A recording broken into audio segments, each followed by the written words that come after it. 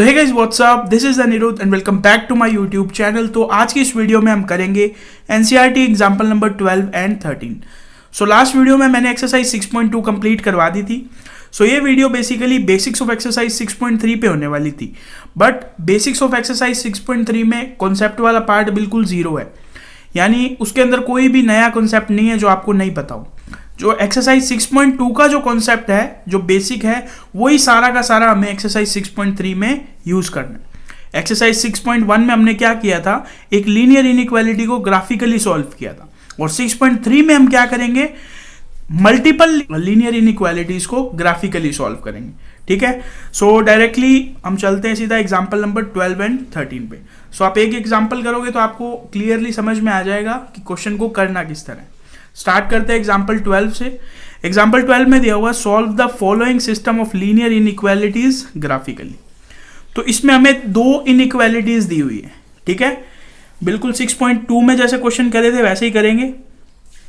सबसे पहले क्या करेंगे, लेट इस फर्स्ट इनइक्वालिटी को मैं एक इक्वेशन लेट कर लेता हूं, x plus y is equals to 5। अब मुझे इसको प्लॉट करना है तो मेरे को 2 पॉइंट्स चाहिए, तो मैंने यहाँ से y की वैल्यू निकाली, y is equals to 5 minus x.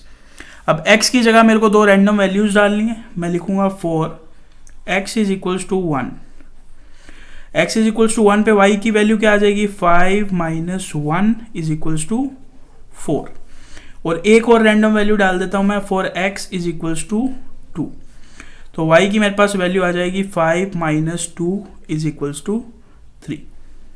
तो यहां पे मैं एक बॉक्स बना लूंगा।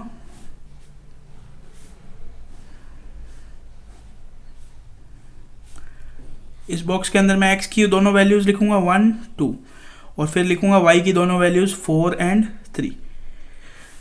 तो ये जो मेरी फर्स्ट इनइक्वालिटी है, इसको मैंने पूरा यहां तक सॉल्व कर लिया। अब मैं यहां पे लिखूंगा second inequality, let x minus y is equals to 3।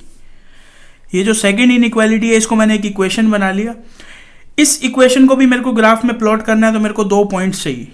तो मैं क्या करता हूँ, y को उधर ले जाता हूँ और 3 को इधर ले आता हूँ। तो इस तरह बन जाएगा, देखो x minus 3 is equals to y. तो y की वैल्यू मेरे पास आ गई x माइनस 3। मैंने बोला था आपको x की ऐसी वैल्यूज रखनी है ताकि y एंड x दोनों ही पॉजिटिव रहे। तो अगर x की वैल्यू आप 0 से 2 के बीच कोई भी रखोगे तो ये वैल्यू नेगेटिव ही आएगी। तो x की मैं फर्स्ट वैल्यू रखता हूँ 3, for x is equals to 3। y की वैल्यू क्या आएगी, y is equals to 3 minus 3 is equals to 0। And एक वैल्यू मैं रख देता हूँ 4, for x is equals to 4। y की वैल्यू क्या आ जाएगी, 4 माइनस 3 इज इक्वल्स टू 1। अब इन दोनों वैल्यूज को मेरे को इस टेबल में लिखना है। तो एक टेबल बना ली, x एंड y की इसमें वैल्यूज रख दी। x की वैल्यू रख दी 3, 4, y की क्या क्या वैल्यू आई है, 0 एंड 1। अब मेरे पास ये 2 लाइंस के दो पॉइंट्स आ गए। इन दोनों पॉइंट्स को मेरे को सबसे पहले ग्राफ में बनाना है। ठीक है, अब स्टेप 3 भी मैं बिल्कुल यहाँ पे ही कर देता हूँ। स्टेप 3 में हमें क्या करना है, इनइक्वालिटी को पहले लिखना है, x plus y is greater than equal 5, और यहाँ पे सिंपल लाइन लिख देना है, चेकिंग फॉर 0,0। 0,0 के लिए इसको चेक कर लेना है। x और y दोनों जगह 0 रखोगे तो आएगा 0 इज ग्रेटर देन इक्वल 5। क्या 0 5 से बड़ा होता है, नहीं होता। तो क्या लिख देंगे, फॉल्स। यहाँ पे भी सिमिलर, सबसे पहले इनइक्वालिटी लिखेंगे, x minus y is less than equal 3। Same line यहाँ लिखेंगे, चेकिंग फॉर 0,0। x और y की जगह 0 रखूंगा तो ये 0 आ जाएगा। 0 इज लेस देन इक्वल 3। क्या 0 3 से छोटा होता है, तो ट्रू है बिल्कुल। सो इस इनइक्वालिटी में ओरिजिन की वैल्यू रखने पे मेरे पास आया फॉल्स, एंड इस इनइक्वालिटी में ओरिजिन की वैल्यू रखने पे आया मेरे पास ट्रू। अब सबसे पहले मैं क्या करूंगा, एक ग्राफ बनाऊंगा। इस ग्राफ के अंदर इन दोनों इक्वेशन को प्लॉट करूंगा, और आंसर मेरे पास है ही, इसका फॉल्स आया हुआ है एंड इसका ट्रू आया हुआ है। दोनों के रीजन को मैं शेड करूंगा, और जो कॉमन रीजन होगा वही हमारा सॉल्यूशन होगा। तो सबसे पहले मैं एक ग्राफ प्लॉट करता हूँ। सो ये मैंने ग्राफ प्लॉट कर लिया, पॉइंट लगाता हूँ। सबसे पहला पॉइंट है 1,4, x पे चलना है 1 एंड y पे चलना है 4। यहाँ पे एक पॉइंट लगा दूंगा, ये आ जाएगा हमारे पास 1,4। सेकेंड है 2,3, एक्स पे चलना है 2 एंड वाई पे 3। इन दोनों पॉइंट्स को जब मैं मिला दूंगा तो मेरे पास एक लाइन आ जाएगी। ये मेरे पास एक लाइन आ गई और इस लाइन पे मेरे को इस लाइन की इक्वेशन भी लिख देनी है। इस लाइन की इक्वेशन क्या है, x plus y is equals to 5। इसी तरह मेरे को ये भी प्लॉट करना है। पहले करना है 3,0, यानी यहाँ पे आएगा 3,0। सेकेंड है 4,1, 4 एंड 1। इन दोनों पॉइंट्स को भी आपस में मिला दूंगा तो मेरे पास एक लाइन आ जाएगी। सो ये मेरे पास एक लाइन आ गई। इस लाइन की मैं इक्वेशन यहाँ पे लिख देता हूँ, x minus y is equals to 3। यहां तक आपको चीज समझ में आ गई। अब मेरा एक क्वेश्चन है कि मैंने इन दोनों लाइन को बिल्कुल प्लेन क्यों बनाया है, डॉटेड लाइन क्यों नहीं बनाई है? क्योंकि दोनों इनइक्वालिटीज में क्या है, हमारे पास ग्रेटर देन के साथ इक्वल भी है, इसमें लेस देन के साथ इक्वल भी है। तो जब हमारे पास इक्वल होता है तो ये लाइन कैसी बनती है, सॉलिड बनती है। ठीक है, अब आप इस चीज को देखो, फर्स्ट लाइन को देखो। फर्स्ट लाइन हमारी ये वाली है, इस पे फोकस करना। इसने देखो रीजन को दो पार्ट्स में डिवाइड कर दिया, फर्स्ट एंड ये आ गया सेकंड। इसको बोलते हैं लोअर रीजन, इसको बोलते हैं अपर रीजन। अब देखो लोअर रीजन में हमारा ओरिजिन है, ओरिजिन रखने पे हमारी वैल्यू आई फॉल्स, यानी जो ये फर्स्ट लाइन है इसका सॉल्यूशन क्या होगा, ये वाला होगा अपर रीजन। तो मैं इस तरह यहाँ पे ऐसे 2 एरोज बना देता हूँ, यानी ये जो लाइन है इसकी इनइक्वालिटी के सॉल्यूशन इस तरफ है। अब इस सेकंड लाइन पे फोकस करो। इस सेकंड लाइन ने भी पूरे ग्राफ को 2 पार्ट्स में डिवाइड कर दिया। पहला है अपर रीजन, दूसरा है लोअर रीजन। अपर रीजन में देखो ओरिजिन है, जब मैंने ओरिजिन की वैल्यू रखी तो आया ट्रू, यानी इसके जो सॉल्यूशन है वो किधर एग्जिस्ट करेंगे, इस लाइन के अपर रीजन में एग्जिस्ट। तो इस तरह से मैंने 2 एरो लगा दी। अब आप इमेजिन करके देखो, इस लाइन के सॉल्यूशन देखो यहाँ है एंड इस लाइन के सॉल्यूशन यहाँ है। तो ये वाला जितना भी एरिया है, ये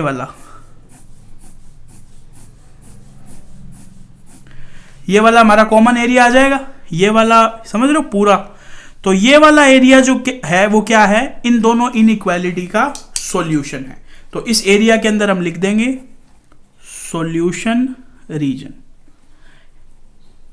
आई होप आपको ये चीज समझ में आ गई होगी। जो दोनों लाइंस का कॉमन एरिया है सिर्फ उसी को ही शेड करना है। ठीक है, मैं थोड़ा सा रिपीट कर देता हूं। इस लाइन पे जो इनइक्वालिटी थी उसके सॉल्यूशन ये रहे अपर साइड में, और इस लाइन के जो सॉल्यूशन है वो भी इस अपर साइड में। अगर आप थोड़ा सा इमेजिन करो तो इन दोनों लाइन का जो कॉमन एरिया है वो ये वाला एरिया है। तो इस एरिया को आपको शेड करना है और लिख देना है सॉल्यूशन रीजन। बस आपको इस क्वेश्चन में इतना ही करना है। 6.2 के जो क्वेश्चन थे उसमें क्या था, सिर्फ एक लाइन थी और उसी एक लाइन का सॉल्यूशन था। इसमें क्या है, मल्टीपल इनइक्वालिटीज है। जैसे इस क्वेश्चन में 2 है, किसी में 3 होगी, किसी में 4 भी हो सकती है। तो इस तरह हमें तीनों चारों इनइक्वालिटीज को पहले सॉल्व करना है, उनमें ओरिजिन की वैल्यू रखनी है, पता चल जाएगा फॉल्स आ रहा है या ट्रू। बस यहाँ पे हमने क्वेश्चन को स्टॉप कर देना है। उसके बाद हमने एक ग्राफ बनाना है जिसके अंदर सिर्फ उसी रीजन को शेड करना है जो दोनों लाइंस का कॉमन रीजन हो। ठीक है, आई होप आपको ये क्वेश्चन अच्छी तरह समझ में आ गया होगा। इसी के साथ ये कंप्लीट होता है हमारा एग्जाम्पल 12। अब हम चलते हैं एनसीईआरटी एग्जाम्पल 13 पे। सो अब आप लोग देखिए NCERT example number 13। Same question है, solve the following system of inequalities graphically. But इस बार इसने इक्वेशन कितनी दे दी, इनइक्वालिटीज कितनी दे दी, 3, 1, 2 एंड 3।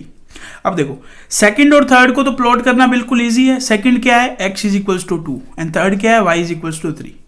तो बस इस इनइक्वालिटी को हमें इक्वेशन बना के सॉल्व करना है। इन दोनों का तो प्लॉट हमें आता ही है। तो देखो किस तरह करेंगे इसको सॉल्यूशन।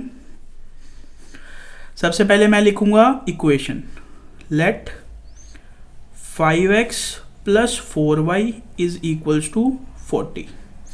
y की वैल्यू निकाल लेंगे, 4y is equals to 40 minus 5x, y is equals to 40 minus 5x divide by 4। x की रैंडम वैल्यूज रखनी है, लिखेंगे 4x is equals to 0। y की वैल्यू क्या आ जाएगी, देखो 40 माइनस 5, x की जगह 0 डिवाइड बाय 4। 40 माइनस 0 हो गया 40 बाय 4 की वैल्यू आएगी 10। चीज समझ में आ गई। अब नेक्स्ट x की वैल्यू हमें रखनी पड़ेगी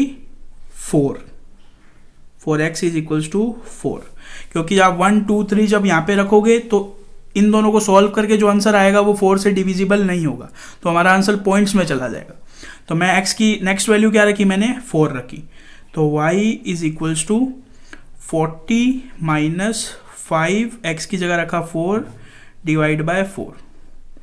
40 5 4 जा 20, 40 माइनस 20 आ गया 20, 20 बाय 4 का आंसर कितना आ गया, 5 आ गया। अब इन दोनों को मेरे को एक टेबल में लिख देना है।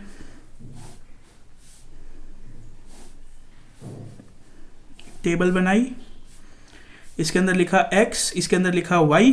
x की वैल्यू क्या क्या रखी है, 0 एंड 4। y की क्या क्या आई है, 10 एंड 5। ठीक है, यहां तक कर दिया। एक हमारे पास सेकंड इक्वेशन क्या है, let x is equals to 2। इसको तो हम सिंपल प्लॉट कर सकते हैं। और थर्ड इक्वेशन क्या है, let y is equals to 3। ये जो इनइक्वालिटी के साइन है इसकी जगह मैंने इक्वल लगा दी, तो मेरे पास इक्वेशन नंबर सेकंड भी आ गई, थर्ड भी आ गई। इन दोनों का प्लॉट हमें पता है और इस इक्वेशन नंबर 1 का मैंने सॉल्व कर लिया, 2 पॉइंट्स निकाल लिए, जिससे हमें इसका आगे पता चल जाएगा कि कैसे प्लॉट करना है। अब हम क्या करते हैं, ओरिजिन की वैल्यू रख के देखते हैं। सबसे पहले मैं इनइक्वालिटी लिखूंगा, 5x plus 4y is less than equal 40। Simply लिखूंगा चेकिंग फॉर 0,0। ओरिजिन के लिए चेक करेंगे, ये पूरा पार्ट 0, ये पूरा पार्ट 0, तो 0 इज लेस देन इक्वल 40। बिल्कुल ट्रू है, 0 40 से छोटा होता है। अब चेक करेंगे सेकंड इक्वेशन। सेकंड क्या दी हुई है, x is greater than equal 2। ठीक है, सेम लाइन लिखेंगे, चेकिंग फॉर 0,0। x की जगह 0 रखोगे तो क्या आएगा, 0 इज ग्रेटर देन इक्वल 2। क्या 0 2 से बड़ा होता है, नहीं होता है, तो क्या लिख देंगे, फॉल्स। सिमिलरली इस तरह थर्ड इक्वेशन भी चेक कर लेंगे, y is greater than equal 3। वही लिखेंगे चेकिंग